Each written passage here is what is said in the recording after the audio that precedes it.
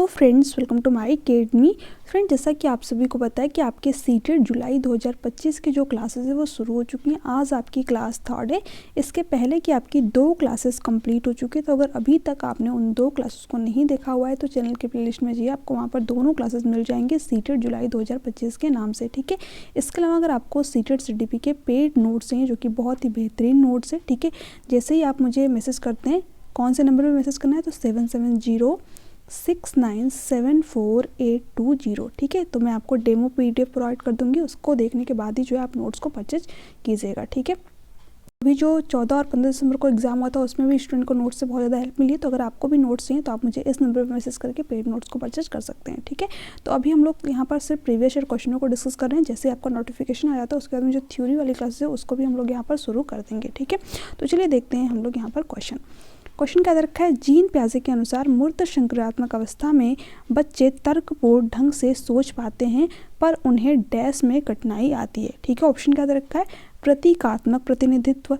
संरक्षण के कार्य, परिकल्पित निम्नात्मक क्रमबद्धता के कार्य। ठीक है, देखिए अगर हम यहाँ पर जीन प्याजे की बात करें, ठीक है, तो यहाँ से हर बार आपके एग्जाम में पेपर 1 हो या फिर पेपर 2 हो, लगभग 2 से 3 क्वेश्चन पूछे ही जाते हैं। तो ये आपके एग्जाम के लिए बहुत ही ज़्यादा इंपॉर्टेंट है। ठीक है, अब देखिए इन्होंने क्या किया, संज्ञानात्मक विकास की 4 अवस्थाएं बताई। ठीक है, अब चलिए एक एक करके हम लोग इसके बारे में भी देख लेते हैं।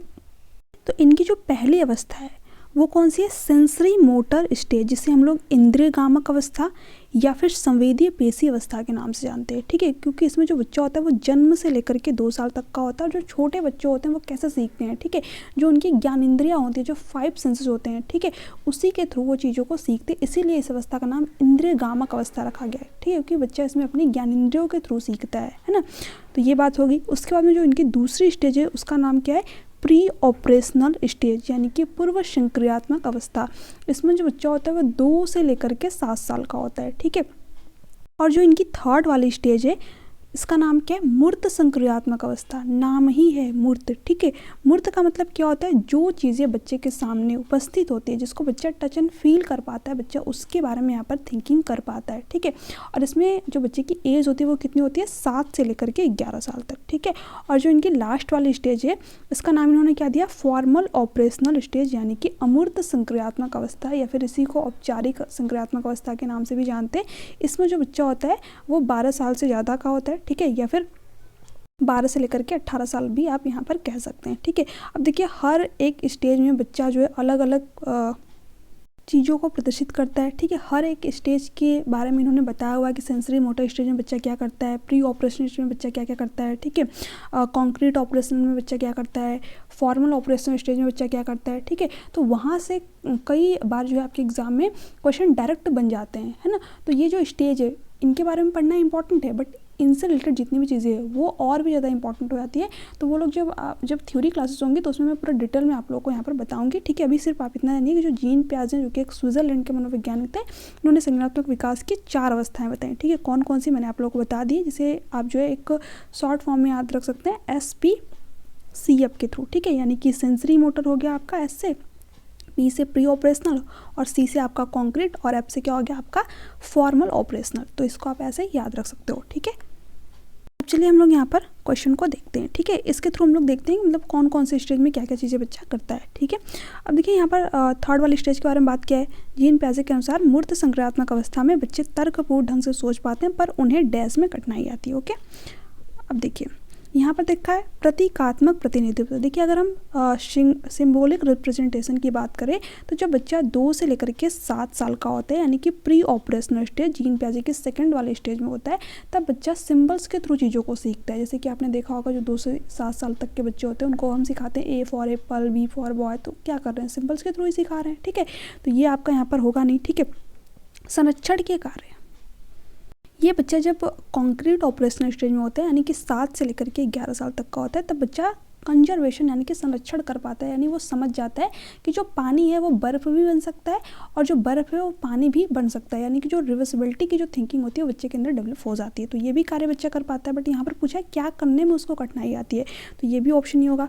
परिकल्पित निगमनात्मक तर्क, ठीक है, यानी कि जो एब्स्ट्रैक्ट चिंतन होता है, जो अमूर्त थिंकिंग होता है, यानी कि जो चीज़ें बच्चे के सामने उपस्थित नहीं होती उसके बारे में जब बच्चा सोचने लगे, जब थिंकिंग करने लगे, ठीक है। जैसे कि जो 12 से लेकर के 18 साल तक के बच्चे होते हैं वो क्या करते हैं, जो थ्योरी वगैरह होती हैं मैथ में उनको सॉल्व करते हैं, प्रूव करते हैं पूरा, तो वो चीज़ें क्या होती हैं, एब्स्ट्रैक्ट होती हैं, ठीक है। उसी को कहते हैं परिकल्पित निगमनात्मक तर्क, यानी कि बच्चा जो नियम वगैरह होते हैं उनको प्रूव करने लगता है, ठीक है। तो ये बच्चा 12 से लेकर के 18 साल में कर पाता है, ठीक है। अब जो 7 से लेकर के 11 साल तक का बच्चा होता है, सिंपल सी बात है कि उसको ये कार्य करने में कठिनाई आएगी, है ना। तो यहाँ पर आपका सी ऑप्शन ही करेक्ट ऑप्शन हो जाएगा, क्योंकि पूछा ही है कि तर्कपूर्ण ढंग से सोच पाते हैं पर उन्हें डैश में कठिनाई आती है, तो सी ऑप्शन आपका करेक्ट ऑप्शन हो जाएगा। क्रमबद्धता के कार्य, यानी कि एक क्रम में चीज़ों को व्यवस्थित कर पाता है। जो 7 से लेकर के 11 साल तक का बच्चा होता है वो एक क्रम में चीज़ों को व्यवस्थित कर पाता है, यानी कि सीरियशन का जो गुण होता है वो इस बच्चे के अंदर डेवलप हो जाता है, ठीक है। थोड़ा सा ज़्यादा टाइम लगा है, बट यहाँ से आपके कई सारे कॉन्सेप्ट क्लियर हो गए होंगे, ठीक है।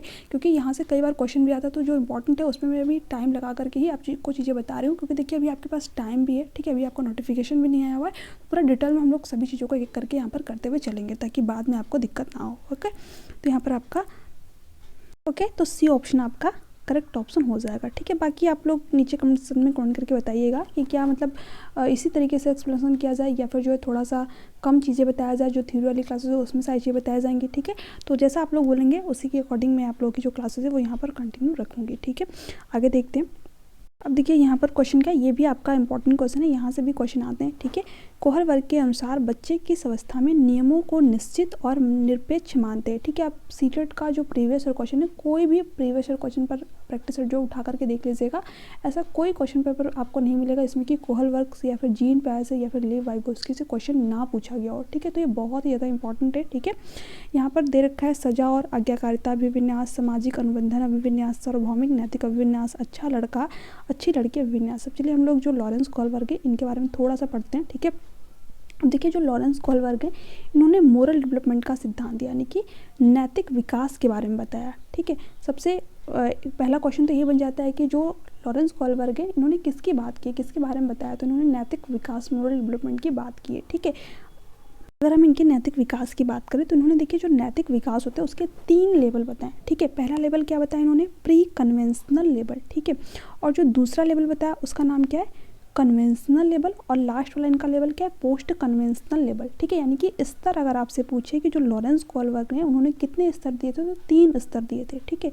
बाकी एक एक स्तर में, ठीक है, इन्होंने 2-2 स्टेज बताई, जैसे कि आप यहाँ पर इमेज में देख पा रहे होंगे, पहली स्टेज और दूसरी स्टेज। ये कौन से लेवल में, आपके प्री कन्वेंशनल लेवल में, ठीक है। यानी कि पहले लेवल में ही इन्होंने 2 स्टेज बता दी, उसके बाद में कन्वेंशनल लेवल में भी इन्होंने 2 स्टेज बताई, ठीक है। और उसके बाद में पोस्ट कन्वेंशनल लेवल में भी इन्होंने 2 स्टेज बताई। तो इस तरीके से इन्होंने स्टेज यानी कि अवस्थाएं कितनी बताई, तो अवस्थाएं इन्होंने 6 बताई हैं, लेवल जो है इन्होंने 3 बताए हुए हैं, स्तर इन्होंने 3 बताए हुए हैं, ठीक है। अब देखिए जो इनका पहला वाला लेवल था प्री कन्वेंशनल लेवल, उसमें इन्होंने जो पहली अवस्था बताई, जो पहली स्टेज बताई, उसका नाम क्या है, अवॉइडिंग पनिशमेंट, यानी कि दंड एवं आज्ञा पालन। अब देखिए जो इसमें जो छोटे बच्चे होते हैं उनके अंदर नैतिकता होती नहीं है, ठीक है। जो बिल्कुल छोटे बच्चे होते हैं, तो अगर जनरली आपके घर पे कोई मेहमान वगैरह भी आते हैं तो बच्चे क्या करते हैं, तुरंत ही मतलब उनके सामने अगर कुछ भी चीज़ें खाने को रखी जाती है तो तुरंत ही खाने के लिए चले जाते हैं, ठीक है। तो फिर पेरेंट्स क्या करते हैं, डांट लगाते हैं। तो बच्चे के अंदर नैतिकता होती नहीं है, बच्चा सिर्फ डर की वजह से नैतिकता दिखाता है, प्रदर्शित करता है। तो वही बात इन्होंने पहली वाली स्टेज में कही अपने, कि बच्चे के अंदर नैतिकता नहीं होती है, बट डर की वजह से जो बच्चा होता है वो नैतिकता को प्रदर्शित करता है। दूसरी वाली स्टेज क्या है, इमिटिंग एट ए रिवॉर्ड, यानी कि इसको आप कह सकते हैं टिक फॉर टैक, जैसे को तैसा। जैसे कि अगर पड़ोसी ने मेरे घर के सामने कूड़ा लगा दिया है तो आज मैं भी उसके घर के सामने कूड़ा लगा दूंगा, यानी कि जैसा आप मेरे साथ व्यवहार करेंगे वैसा सेम व्यवहार भी मैं आपके साथ में प्रदर्शित करूंगा या फिर करूंगी, ठीक है। तो यहाँ पर वो वाला मतलब एक बिहेवियर होता है बच्चे के अंदर कि जिस तरीके की नैतिकता आप मेरे साथ प्रदर्शित करेंगे उसी तरीके की नैतिकता मैं आपके साथ भी प्रदर्शित करूँगा, ठीक है। बाकी जो तीसरा वाला स्टेज है उसमें इन्होंने क्या बताया, ये आपका कन्वेंशनल लेवल में आ जाएगा। अब देखिए लेवल चेंज हो गया आपका, ठीक है। जो तीसरा वाला स्टेज है वो आपका कन्वेंशनल लेवल के अंतर्गत आ जाएगा। इसमें इन्होंने बताया good boy good girl attitude, ठीक है।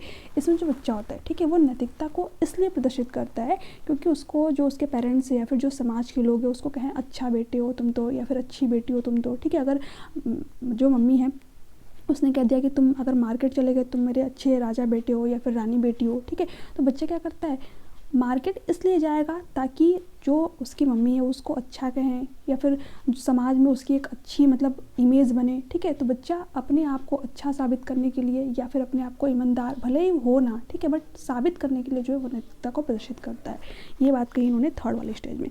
फोर्थ क्या है, loyalty to law and order, ठीक है। यानी कि अब देखिए जो फोर्थ वाली स्टेज है, इसमें जो बच्चा होता है वो क्या कहता है कि जो समाज के द्वारा रूल और जो नियम बनाए गए हैं, जो कानून बनाया गया है वो बिल्कुल सही है, उसमें हम कोई भी चेंज नहीं कर सकते। जैसे कि जो अगर ट्रैफिक लगी हुई है, वहाँ पर रेड लाइट जल रही है, तो बच्चा क्या कहेगा कि नहीं, हमें नियम नहीं तोड़ना है, भले ही किसी की जान चली जाए, ठीक है। हम जब तक जो है ग्रीन लाइट नहीं मिलेगी, जब तक ग्रीन सिग्नल नहीं मिलेगा, हम जो है नहीं जाएंगे। मतलब मान लीजिए किसी की तबीयत वगैरह ख़राब है, उसको बहुत इमरजेंसी है, ठीक है, और रेड लाइट है, तो फिर आप सिग्नल तोड़ भी तो सकते हैं, ठीक है, क्योंकि किसी की जान बचाना ज़्यादा इंपॉर्टेंट है। बट बच्चा कहेगा नहीं, जो रूल है वो रूल है, ठीक है, नियम जो होते हैं बिल्कुल फिक्स्ड होते हैं। यानी कि बच्चा इस समय जो है नियम को बहुत तगड़ा मानता है ना। उसके बाद में जो लास्ट वाला इनका वो क्या है, justice and the spirit of the law. यानी कि अब देखिए इसमें जो बच्चा होता है बड़ा हो चुका रहता है, पोस्ट कन्वेंशन लेवल बच्चा क्या मतलब तो एक वयस्क हो जाता है, ठीक है। तो यहाँ पर जो बच्चा होता है उस मतलब बार बार बच्चा ही निकल रहा है, ठीक है, जो वयस्क होता है उसके अंदर क्या नैतिकता होती है कि जो रूल हैं ये ठीक है अपनी जगह पर, बट अगर हमें रूल में चेंज करना पड़ा समाज की भलाई के लिए तो हम चेंज कर सकते हैं, ठीक है। यानी कि रूल जो होते हैं फ्लेक्सिबल होते हैं, उसमें चेंज वगैरह कर सकते हैं, ठीक है। तो यहाँ पर ये वाली बात आ जाती है। और लास्ट में क्या आता है, यूनिवर्सल प्रिंसिपल ऑफ एथिक्स, ठीक है। इसमें बहुत ही कम लोग जा पाते हैं, जैसे कि आपके महात्मा गांधी वगैरह है, ठीक है, वो लास्ट वाले स्टेज तक मतलब पहुँच पाते हैं। इस लेवल की नैतिकता बहुत ही कम व्यक्तियों में आती है। यानी कि जो पूरे के पूरे एक तरीके से कह सकते हैं कि देश के लिए आंदोलन करना, ठीक है, मतलब एक खुद की ही अपनी मोरलिटी स्थापित कर देना, वो होती है आपकी सार्वभौमिक, मतलब अच्छे गलत इन सब की परवाह ही ना करना, है ना। तो वो होती है आपकी सार्वभौमिक नैतिकता। जैसे कि आपके महात्मा गांधी जी हो गए, ठीक है, और भी बहुत मतलब क्रांतिकारी लोग हैं, ठीक है, जो कि इसके अंतर्गत आ जाएंगे आपके। ये थी आपकी लॉरेंस कॉल्वर की, मतलब थोड़ी थोड़ी चीज़ें मैं आपको यहाँ पर एक्सप्लेन की हूँ ताकि आपको ज़्यादा डीपली भी ना लगे और जो क्वेश्चन आपको यहाँ से बने वो आप यहाँ पर इजीली कर पाएँ, जो प्रीवियस एग्जाम में आपकी पूछे गए हैं, ठीक है। हालांकि जब थ्योरी वाला करेंगे हम लोग तो इसमें जो हिंज की जो डिलेमा है वो हम लोग पढ़ेंगे, ठीक है। फिर आपका जो मोरल रीजनिंग होता है, ठीक है, वो सारी चीज़ें हम लोग पूरा डिटेल में पढ़ेंगे। अभी तो सिर्फ मैंने आपको स्टेज बताया और जो है यहाँ पर लेवल के बारे में हल्का हल्का सा बताया है, ठीक है। चलिए देखते हैं हम लोग क्वेश्चन। कि इस क्वेश्चन का आंसर आप यहाँ पर इजीली कर पाएंगे। कोहल वर्ग के अनुसार बच्चे किस अवस्था में नियमों को निश्चित और निरपेक्ष मानते हैं, ठीक है, यानी कि बिल्कुल फिक्स्ड मानते हैं, नियम चेंज हो ही नहीं सकते।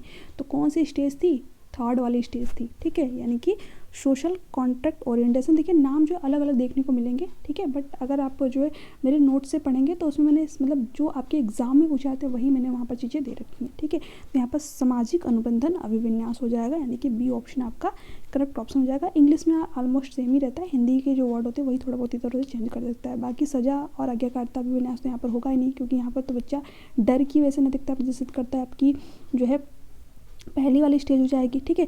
सार्वभौमिक ये वाली बिल्कुल आपकी लास्ट वाली हो जाएगी, जो मैंने अभी बताया था आप लोगों को, ठीक है। Good boy good girl orientation ये आपकी कौन सी स्टेज हो जाएगी, थर्ड वाली स्टेज हो जाएगी, ठीक है। और ये वाली आपकी फोर्थ वाली स्टेज थी, ठीक है, सॉरी ये फोर्थ वाली स्टेज थी, मैंने भी आप लोगों को बताया था। तो बी ऑप्शन आपका यहाँ पर करेक्ट ऑप्शन हो जाएगा, ठीक है। आगे देखते हैं। अब देखिए यहाँ पर क्वेश्चन क्या है, निम्न में से किसे सामाजिक रचनावादी सैद्धांतिक के रूप में भी माना जाता है। बहुत ही इंपॉर्टेंट क्वेश्चन है, ठीक है। B.F. स्किनर, लॉरेंस कॉल्वर, J.P. Guilford, Lev Vygotsky. देखिए अगर हम बात करें लॉरेंस कॉल्वर की तो इसके बारे में मैंने आप लोगों को बता ही दिया इनके बारे में, ठीक है, कि इन्होंने मॉरल डेवलपमेंट की थ्योरी दी है, तो ये सामाजिक रचनावादी सिद्धांत के अंतर्गत नहीं आते हैं आपके, ठीक है। J.P. गिलफोर्ड भी आपके यहाँ पर नहीं होंगे। B.F. स्किनर की बात करें तो इन्होंने अनुकरण वगैरह की बात की है, रीइंफोर्समेंट की बात की है, ठीक है। यानी ये क्या कहते हैं कि बच्चा होता है अगर वो कोई अच्छे कार्य करे, जैसे कि मान लीजिए जो छोटे बच्चे होते हैं जब कभी भी उनको ऐसे बोलने के लिए लोग कहते हैं कि मतलब कोई भी शब्द बोलो, मम्मा बोलो, पापा बोलो, तो अगर बच्चा बोलता है तो उस टाइम हम पॉजिटिव रीइंफोर्समेंट बच्चे को देते हैं कि अरे वाह, ठीक है, मेरे बच्चे ने तो ये बोल दिया। या फिर जो है चॉकलेट देते हैं कि अच्छा मतलब ये काम करोगे तुमको चॉकलेट देंगे, ठीक है। या फिर कई तरीके की चीज़ें होती हैं, उसमें हम बच्चों को क्या करते हैं, पॉजिटिव रीइंफोर्समेंट देते हैं। ये बात कहते हैं आपके B.F. स्किनर। बट जब बच्चा वो चीज़ नहीं कर पाता है, यानी कि आप उसको बार बार कहे जा रहे हैं कि कविता सुनाओ या फिर मम्मा बोलो, पापा बोलो, ठीक है, बच्चा नहीं बोल पा रहा है, तो उस टाइम क्या करेंगे, हम बच्चों को इग्नोर कर देंगे, ठीक है। यानी कि मतलब एक तरीके से निगेटिव नहीं बोल सकते, मतलब रीइंफोर्समेंट वहाँ पर बच्चे को दिया ही नहीं जाता है, ठीक है। तो ये होती है, मतलब ये जो उनकी थ्योरी थी वो उतना सक्सेस हुई नहीं, ठीक है। बेसिकली आपके सीटेट के एग्ज़ाम में तो मतलब ये ऑप्शन में देखने को मिलते हैं, यहाँ से डायरेक्टली क्वेश्चन नहीं बनता है, ठीक है। तो ये आपके नहीं होंगे यहाँ पर। यहाँ पर किसकी बात हो रही है, लेव वाइगोस्की की, जो कि आपके एक रूस के मनोवैज्ञानिक थे। ये क्या कहते हैं कि जो बच्चा होता है अपने समाज से इंटरेक्ट करके सीखता है, समाज से अंतः क्रिया करके सीखता है। आप खुद सोचिए कि अगर आप जन्म से ही किसी बंद कमरे में रह रहे हैं, वहीं पर आपको खाना पीना सब कुछ दिया जा रहा है, ठीक है, तो क्या आप समाज में क्या चीज़ें चल रही हैं, ठीक है, या फिर हमारे आस पड़ोस में क्या चीज़ें चल रही हैं, आप उसके बारे में जान पाएंगे? नहीं जान पाएंगे, ठीक है। आपने देखा होगा मोगली करके एक आता था, ठीक है, तो उसमें जो बच्चा था वो जंगल में रहता था, तो जब वो समाज के लोगों से इंटरेक्ट किया ही नहीं, है ना, उसने एनिमल्स जानवरों से ही इंटरेक्ट किया, तो फिर वो उन्हीं के लैंग्वेज में बातें करने लगा, उन्हीं के जो बिहेवियर होते हैं उन्हीं को सीख गया, ठीक है। तो आप जिस समाज में रहते हैं, जिस संस्कृति में रहते हैं, ठीक है, जिस जो लैंग्वेज आपके आसपास बोली जाती है, वो चीज़ें आपके विकास को बहुत प्रभावित करती हैं। ये बात कहते हैं आपके लेव वाइगोस्की, ठीक है। तो यहाँ पर क्या हो जाएगा, आपका डी ऑप्शन करेक्ट ऑप्शन हो जाएगा। इनकी जो थ्योरी का नाम भी है सामाजिक सांस्कृतिक सिद्धांत, यानी कि सोशियो कल्चरल थ्योरी, ठीक है। यानी कि समाज की बात करते हैं, जो बच्चा होता है अपने समाज से चीज़ों को सीखता है, कल्चर से चीज़ों को सीखता है, अपनी लैंग्वेज के थ्रू चीज़ों को सीखता है, ठीक है। वही मोगली वाला एग्जाम्पल याद कर लीजिए, ठीक है, क्योंकि वो एनिमल मतलब जहाँ पर जंगल था वहाँ पे वो रहता था, तो फिर एनिमल की लैंग्वेज बोलने लगा, ठीक है। जिस तरीके से वो लोग अपना बिहेव वगैरह करते थे उसी तरीके से वो भी व्यवहार करने लगा। यानी कि आप जहाँ पर भी रहेंगे, ठीक है, सिंपल सी बात है कि जहाँ पर भी रहेंगे उसी तरीके की जो सामाजिक प्रवृत्ति है या फिर सांस्कृतिक जो आपकी जिस संस्कृति में रहते हैं आप उसी संस्कृति को फॉलो करने लगते हैं, ठीक है। जो लैंग्वेज होती है फिर आप उसी लैंग्वेज को फॉलो करने लगते हैं। तो जहाँ पर भी रह रहे हैं, जो वहाँ की समाज है या फिर जो वहाँ की संस्कृति है या फिर जो वहाँ की लैंग्वेज है, वो आपके विकास को प्रभावित करेगी ही करेगी, ठीक है। तो यहाँ पर आपका इन्होंने इसके बारे में बात की, इसको आप SCL के थ्रू याद रख सकते हैं, यानी कि समाज, कल्चर और लैंग्वेज, है ना। तो डी ऑप्शन आपका करेक्ट ऑप्शन हो जाएगा। अब देखिए यहाँ पर क्वेश्चन क्या है, बहुत ही ये भी आपका इंपॉर्टेंट क्वेश्चन है, यहाँ से भी आपके एग्जाम में हर बार मतलब जो रिसेंट एग्जाम हो उसमें तो क्वेश्चन देखने को मिला ही है। कौन सी बुद्धि में शामिल बिंबों को कुशलतापूर्वक संचलन करने की क्षमता, आलेख के कौशल और तर्क उनका जिनके 2 से अधिक विमितियाँ हैं, ठीक है। तो इंपॉर्टेंट क्वेश्चन, इसके मतलब बाद में हम लोग क्वेश्चन नहीं करने वाले हैं, ये आपका लास्ट क्वेश्चन, क्योंकि थोड़ी थोड़ी चीज़ें ही हम लोग यहाँ पर पढ़ने वाले हैं डेली। तो इसमें आपके कई सारे कॉन्सेप्ट भी क्लियर हो जाएंगे। देखिए बहुत सारे क्वेश्चन की प्रैक्टिस कर लेंगे, अभी से आप 20 से 30 क्वेश्चन प्रैक्टिस कर लेंगे, कोई मतलब नहीं उसका, ठीक है। अगर आप कॉन्सेप्ट को समझ गए ना, तो एक बार जब आप कॉन्सेप्ट को समझ गए तो जो उससे बनने वाले क्वेश्चन होंगे आप हर एक क्वेश्चन को कर पाएंगे। इसलिए मैं बार बार बोलती हूँ कि सीटेट का जो क्वेश्चन पेपर होता है उसको एनालिसिस करना सबसे ज़्यादा इंपॉर्टेंट है। भले आप एक दिन में 4 ही क्वेश्चन लगाइए, 5 ही क्वेश्चन लगाइए, बट उसको समझ के साथ में उससे रिलेटेड जितने भी आपके इंपॉर्टेंट पॉइंट है सब कुछ एनालिसिस कर लीजिए, ठीक है। तो थोड़ी थोड़ी करके चीज़ें जैसे मैं आप लोगों को यहाँ पर डिस्कस कर रही हूँ, अगर आप इनको फॉलो करेंगे ना, डेफिनेटली आप जो अपने CTP में बहुत ही अच्छा स्कोर करेंगे, ठीक है। तो इसलिए मैं आप लोगों को पूरा सारी चीज़ें डिटेल में बिल्कुल बताते हुए चल रही हूँ, ठीक है। तो यहाँ पर जितने भी जो क्वेश्चन बनेंगे आपके जीन पे जैसे लॉरेंस कोलबर्ग से, ठीक है, तो आप इनको जो है ईजिली क्वेश्चनों को सॉल्व कर पाएंगे। जैसे जैसे भी आपके और क्वेश्चन होंगे ना, आपके जो डाउट होंगे वो और भी क्लियर होते चले जाएंगे, ठीक है। तो बिल्कुल जितनी भी आपकी शुरू से क्लासेस हो रही हैं उनको ज़रूर फॉलो कीजिएगा, ठीक है। छोटी छोटी क्लासेस हैं 20-20 मिनट की, उनको अगर आप देखेंगे तो कम टाइम में, आप चाहो तो स्पीड बढ़ा के भी देख सकते हो, आपके पास ऑप्शन है, ठीक है। तो यहाँ पर कम टाइम में आप ज़्यादा चीज़ें कवर कर पाएंगे, ओके। बाकी आपको जिस भी टीचर का अच्छा लगता है आप वहाँ पर उनको फॉलो कर सकते हैं, ओके।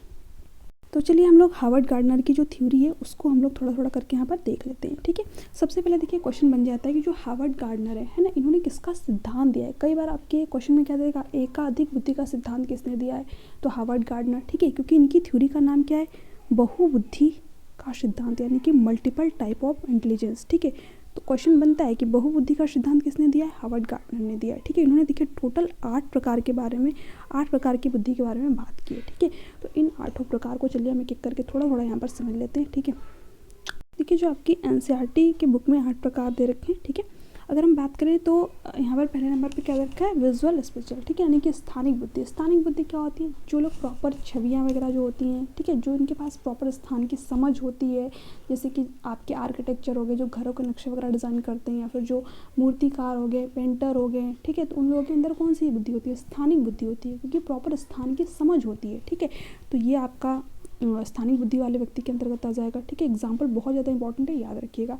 यहाँ पर लिंग्विस्टिक वर्बल, यानी कि भाषाई बुद्धि किसके अंतर्गत होगी, ठीक है। आप हिंदी में यहाँ पर लिख सकते हैं, ठीक है, भाषाई बुद्धि जो है किसके अंतर्गत होगी।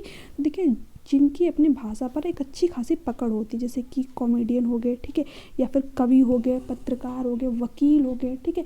तो ये लोग क्या करते हैं, अपनी लैंग्वेज के थ्रू दूसरे व्यक्तियों को प्रभावित करते हैं। तो उनके अंदर कौन सी बुद्धि होती है, आपकी लिंग्विस्टिक इंटेलिजेंस होती है। ओके, उसके बाद में आपका क्या आ जाएगा, इंटरपर्सनल इंटेलिजेंस, ठीक है। यहाँ से भी आपके एग्जाम में बहुत सारे क्वेश्चन आते हैं। ज़्यादातर जो स्टूडेंट होते हैं वो इंटरपर्सनल और इंट्रापर्सनल के बीच में ही मतलब कंफ्यूज होते हैं। देखिए, इंटर की बात जब भी हो तो वहाँ पर 2 या 2 से अधिक व्यक्तियों की बात की जाएगी। जैसे कि आपने एक मतलब यूट्यूब पे भी देखा होगा, मुझे उनका नाम नहीं याद आ रहा है, ठीक है, जो वो क्या करती है, मतलब दूसरों के मन को रीड कर लेते हैं कि उनके मन में क्या चल रहा है, ठीक है। तो दूसरों के मन विचार के बारे में बताना, ठीक है, वो क्या होता है, आपका इंटरपर्सनल इंटेलिजेंस के अंतर्गत आता है, ठीक है। उनका नाम शायद सुहानी शाह, ठीक है। तो अगर आप देखेंगे तो वो क्या करती है, मतलब आपके मन में क्या चल रहा है आपको देख करके ही बता देंगी। तो उनके अंदर कौन सी बुद्धि, इंटरपर्सनल इंटेलिजेंस है, ठीक है। बाकी इंट्रा की अगर हम बात करें तो इंट्रा का मतलब क्या होता है, खुद के बारे में बता पाना, खुद के इंटरेस्ट के बारे में, खुद की विचार के बारे में, जो कि आपके हो गए गौतम बुद्ध जी, ठीक है। तो उनके पास में कौन सी बुद्धि थी, इंट्रापर्सनल इंटेलिजेंस थी। इसके बाद में अगर हम लॉजिकल मैथमेटिकल इंटेलिजेंस की बात करें तो जो लोग प्रॉपर तर्क वगैरह कर पाते हैं, लॉजिक कर पाते हैं, जैसे कि APJ अब्दुल कलाम जो हो गया, ठीक है, तो उनके अंतर्गत पाई जाती है।